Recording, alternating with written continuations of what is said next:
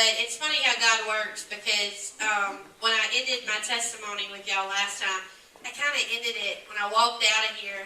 I got in my car and I left, and I was like, wow, those guys probably think that I'm a horrible leader, because my relationship with my parents, the way I ended it was I hated them. So I thought about that, and I talked to Josh about it this week, and I said it's crazy how God works, because I have the opportunity today to tell you that that's not the case. My parents, I've heard Pastor Craig say it before, that your parents aren't supposed to be your best friend, but I don't not agree with that or agree with that either way, but my parents are two of my best friends. My testimony ended by telling y'all that I moved out when I was 16. I couldn't stand my mom. So today, when I talk to my parents, I talk to them, my dad when I drive to work, my mom when I come home, my mom when I go to bed. So my relationship with my parents has completely changed. I appreciate them today. So I don't want y'all to, it's funny how God works, because I really thought I wouldn't be able to tell y'all that. But who in here's ever had an argument with your parents? Just a little argument. Who's ever had a big, big argument with their parents? Everybody. So I want to start off, I want to show y'all this video before I start talking to y'all, okay? Are we ready? Sure. Yeah, girl.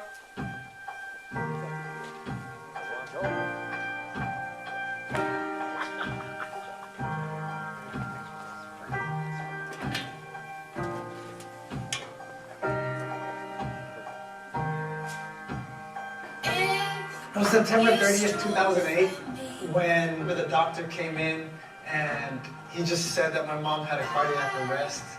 They told me that I had to make a decision.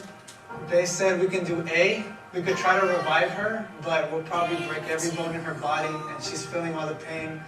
Or B, we'll just let life take its course and we'll let her pass in peace. So frantically, I had a minute to decide what I had to decide, either life or this. And I was told not to let the decision that I was going to make at that moment haunt me for the rest of my life. So I made the decision to let her go. I remember I just laid at her side and I was just weeping like crazy. I told her everything I was grateful for. I told her, thank you so much for how you raised me. And the sad thing about it is that was the only time I did it. I never did it before. I never told my mom how much I loved her. I never told her anything until that moment. After that, I remember I kissed her and I said goodbye. I went inside the waiting room. I heard all these noises again, but no pitter-patter of the feet, no nothing, And I remember I looked it up at him. I was like, is it over? And he said, yeah, it's over. To this day, she's always in the back of my mind every time I do my schoolwork. Everything I do, because she just taught me how to love, how to be kind, how to be real, how to be genuine towards people, live every second as if you're your last, and always help the poor, live simply so other people can simply live.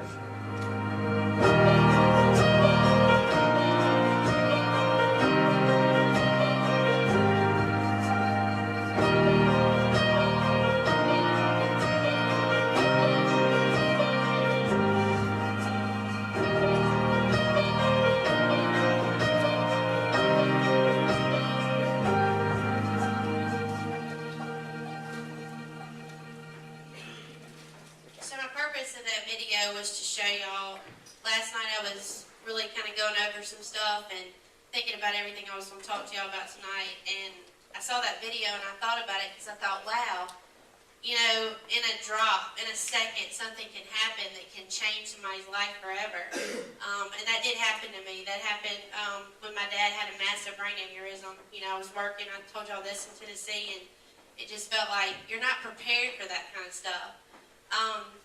What I want us to do tonight is I want you to look at some verses with me. Does everybody have a sheet? If you want to take some notes, that's fine. I didn't want to give y'all fill in the blanks tonight. The first verse I want to look at is Exodus 20, verse 12. It says,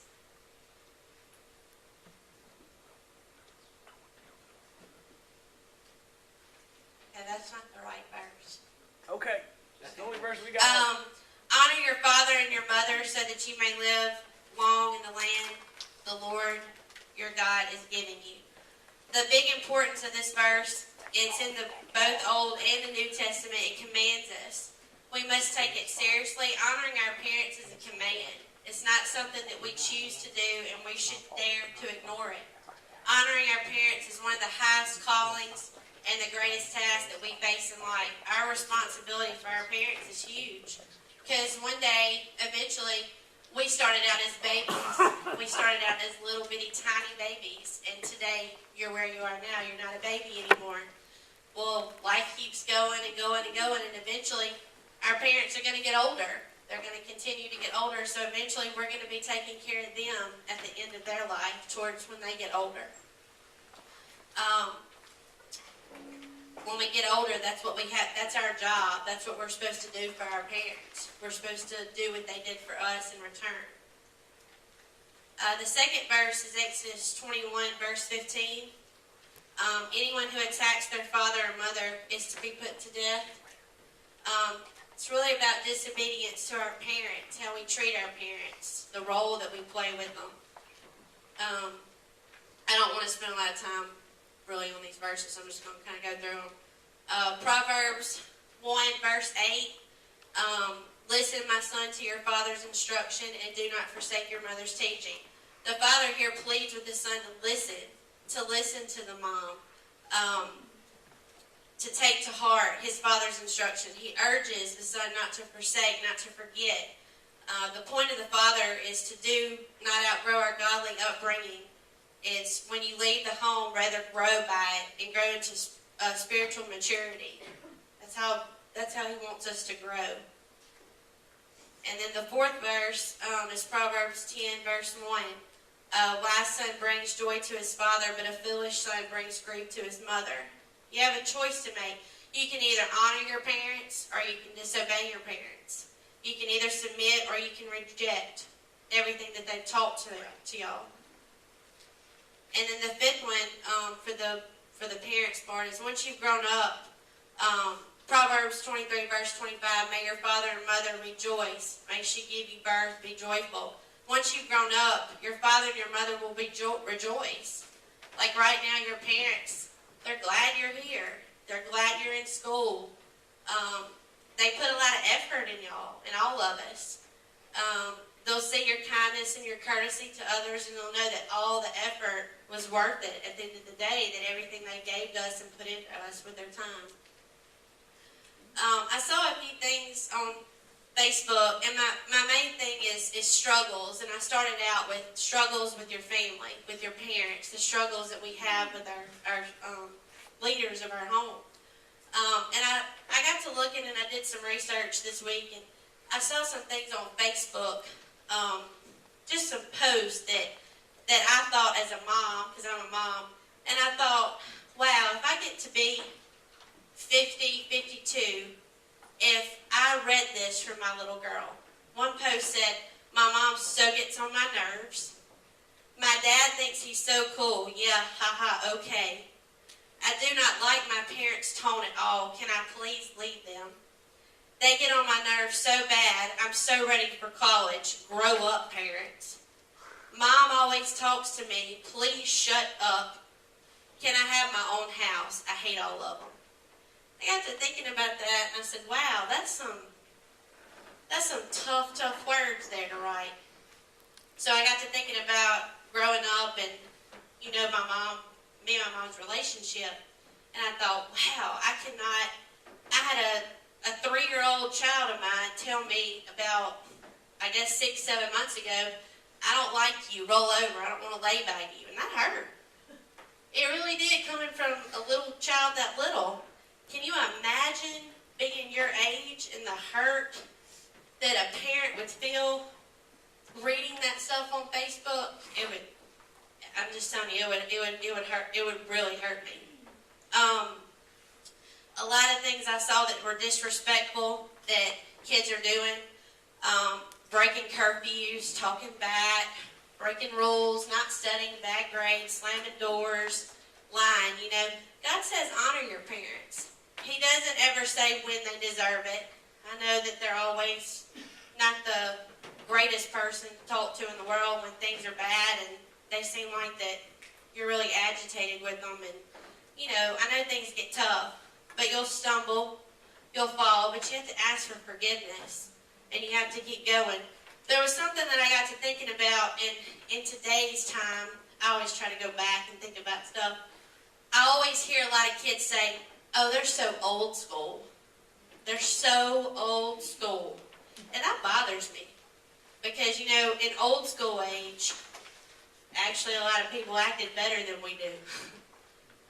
It's bad to say that, but when you go back to old school, and you go back to the back of the day, you didn't have divorce. You didn't see a lot of it, at least. You didn't have kids who were so disrespectful and so just a lot of bad things going on. Old school people are not bad. They're really actually not. They're actually intelligent. So I showed y'all the video, and that really touched me, and I got to thinking, wow, like this kid gets a phone call, and he says, you know, your mom's, she's dying. There's nothing else we can do.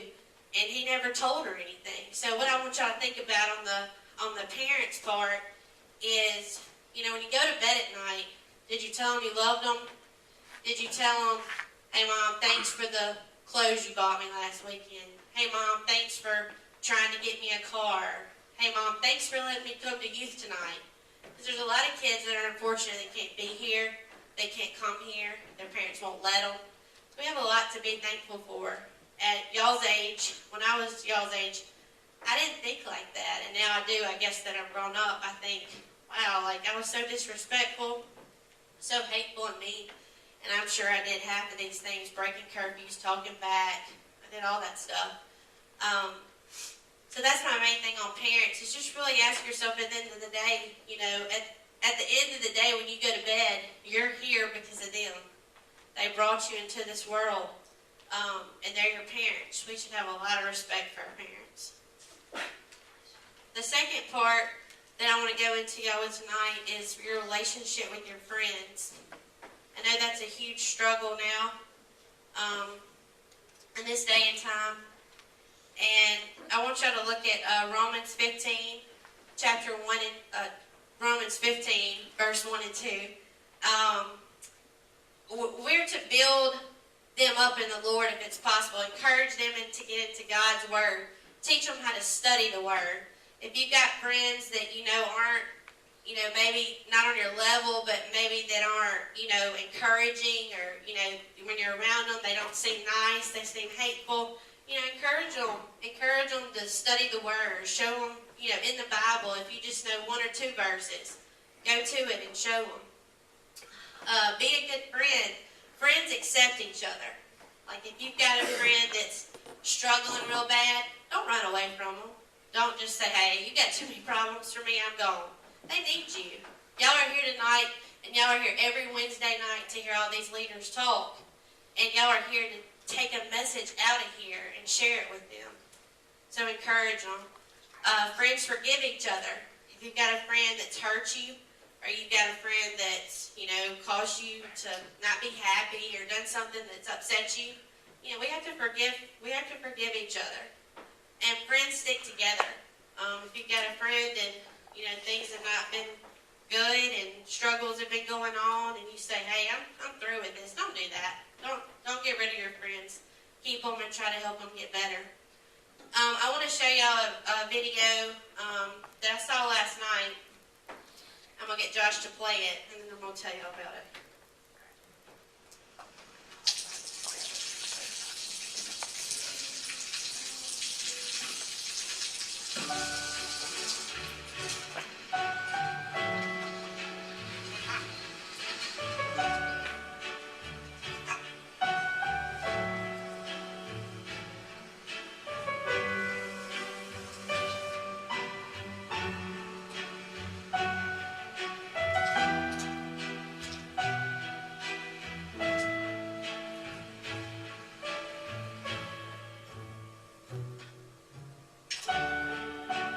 เขาจะได้อะไรถ้าเขาทำแบบนี้ทุกวัน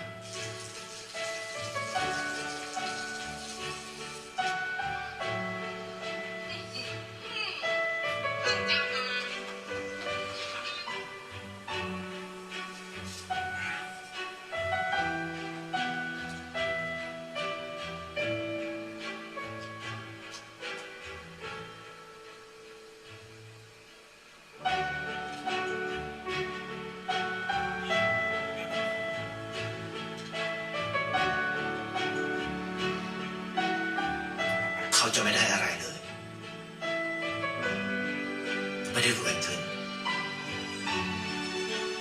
ไม่ได้ออกทีวีไม่มีใครรู้จักไม่ได้มีชื่อเสียงที่มากขึ้น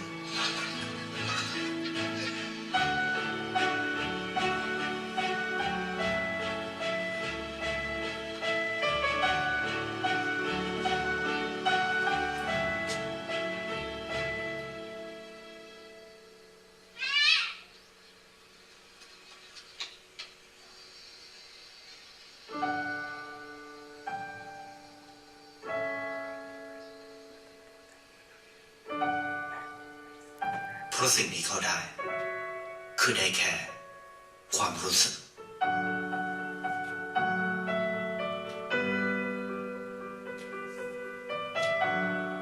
ได้เห็นความสุข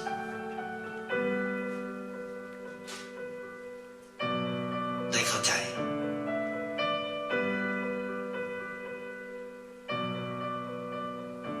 ได้ความรักได้ในสิ่งที่เงินซื้อไม่ได้ได้โลกที่สวยงามกว่าเดิม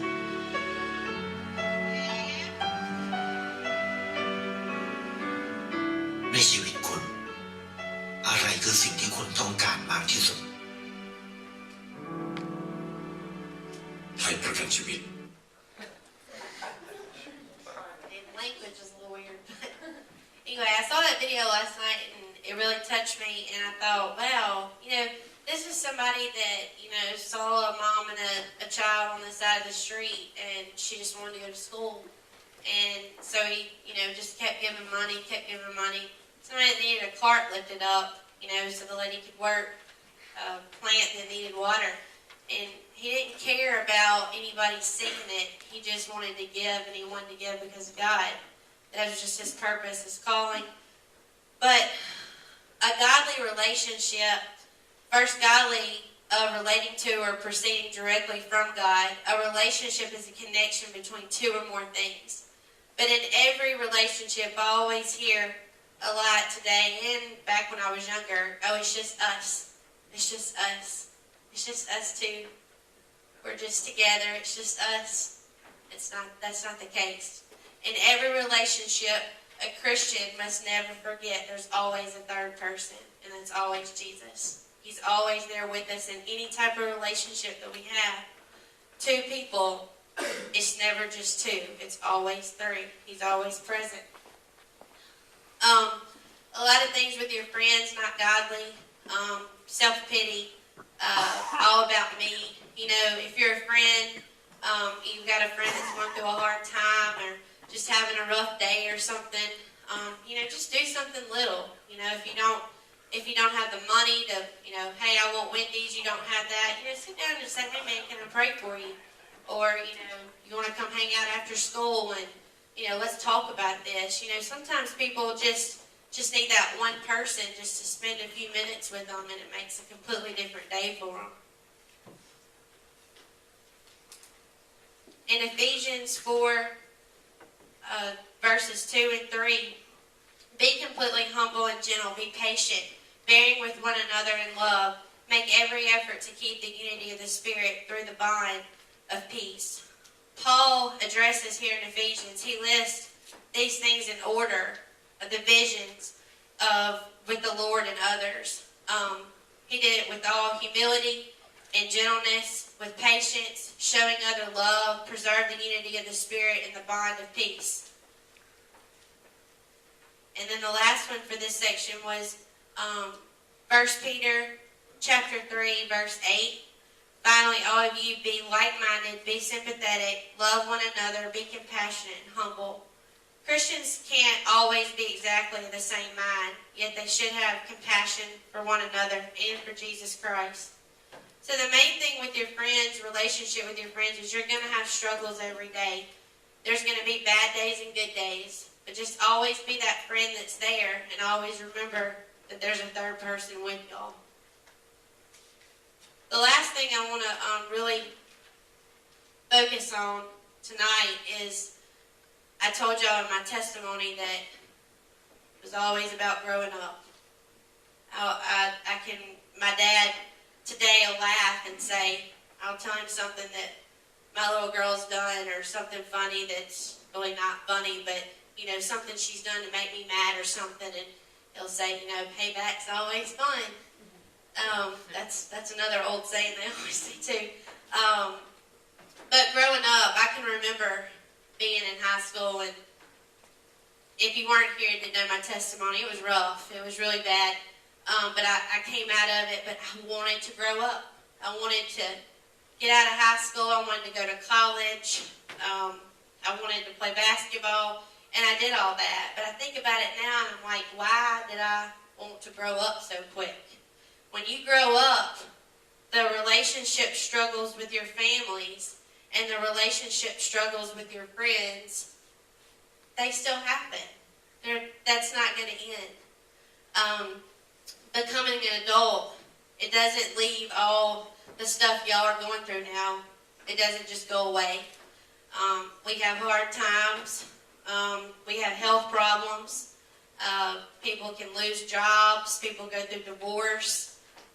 People get abused. We have financial burdens. The list goes on and on and on and on. I was sitting in my office on Monday, and for y'all that don't know, I'm an admissions director at a nursing home, so I admit patients that come into the nursing home, and when they come in, I do paperwork with their families. And this lady came in to sign her brother in to the home, and she said, if I get a phone call during this paperwork, do you mind if I take it? And I, of course, said no, ma'am. So I would say she was probably mid-60s, and she said, well, it's going to be a very important phone call, so if you don't mind, it might be a minute. I said, that's fine. Not knowing what she was telling me, I had no clue. So we're in the midway of the paperwork, and the phone rings, and she said, this is them. She answers the phone, and just tears of joy start coming out. And she was just like, oh, praise God, praise God. I'm just so blessed for you. You're the best nurse. Just kept praising her and telling her thank you. And then she said, do I have to have any more chemo treatments? And I said, wow, this is a big phone call. So after the conversation was over and she got off the phone, she asked if she could have a minute to go to the bathroom. She came back and she proceeded to sit down, and she said, I had cancer and I lost both of my breasts, and I was in remission. And she said, I was waiting to get the phone call to see if it was bad. It wasn't. She was clear of cancer. So when you get older, the point of that story is when you get older, your struggles and your problems, they don't just go away. They keep coming. So the main thing of growing up with struggles is godly relationships glorify God and demonstrate the reality of the gospel in our lives. Do everything possible on your part to live a godly life in the way that God wants you to live. When you get older, I didn't live a perfect life when I got out of high school, but I eventually met my husband, had a child. I'm still not perfect now, but growing up, there's so many struggles that you're going to have, just like you're having right now. Family struggles, you're going to go through issues with your family, maybe not your mom and dad, but maybe your cousins, maybe your aunts and uncles, maybe your sisters or brothers. There's still going to be problems. When you get older, you'll have problems with in-laws and everybody. You will. That's the honest opinion. You'll have things that come along that when you grow up, you're going to deal with. I want y'all to look at 1 John chapter 4, verse 4, Joshua chapter 1, verse 9, and Psalms 32, verse 7 and 8. Those are on your sheet. I really encourage y'all to read those.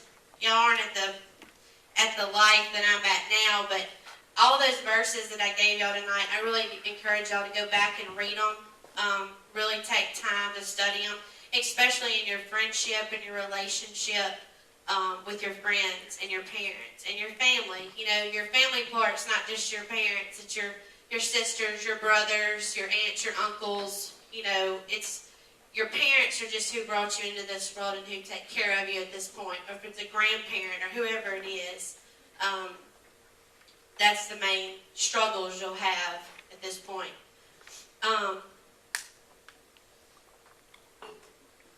Our our goal in every relationship that we have should be to, really turn to Jesus through any situation that goes on. Anytime that bad things happen, struggles go on in your life, such as the lady who had cancer, a car wreck, a bad day at work, a bad day at school, if you come home with bad grades, whatever the situation may be, we really have to find a way to deal with our struggles, and the main thing that is going to Jesus. We can turn to our friends and turn to our parents and turn to people at church and turn to our pastors and turn to our youth leaders, but the main person at the end of the day that we should be going to with our struggles is God. And I really hope tonight that y'all understand that no matter what your struggle is, He's always there.